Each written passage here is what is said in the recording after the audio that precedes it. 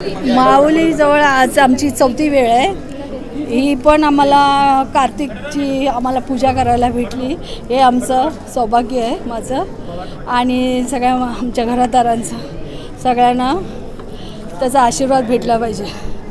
आणि एकच मागणं आहे, बळीराजाला आता पाऊस असं कमी पण आता झाला जास्त, खूप झालं आणि बळीराजाची शेतं बितं सगळी ती हे झाली. तर विठ्ठलाकडे एकच प्रार्थना आहे चरणी की बळीराजाला सुखाचे दिवस आणू दे आणि हा पाऊस बंद होऊ दे.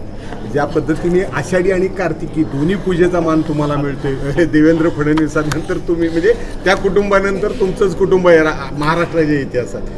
नाही, आता देवाची जशी माऊलीची विठ्ठलाची जशी आम्हाला आशीर्वाद आहे तसा आशीर्वाद आम्ही त्याच्या चरणी येऊन मस्तक चरणी ठेवू. असं कधी विचार केला का अशी पूजा सगळ्यांना मिळून करायला मिळेल, दोन्ही पण आषाढी आणि कार्तिकी?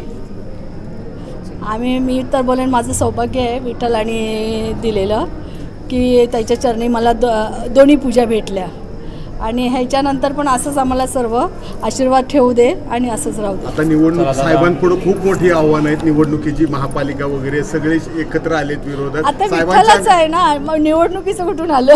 तसं नाही, म्हणजे साहेबांना ताकद हितलं मिळते. चला बाई, साहेबांना ताकद विठ्ठल देणार, साहेबांना ताकद विठ्ठल देणार.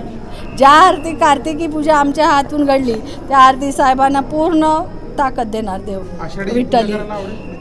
हा, आवडेल ना, कोणाला पण आवडेल, मला काय, सगळ्या जनतेला आवडेल. थँक्यू. आषाढीची पूजा.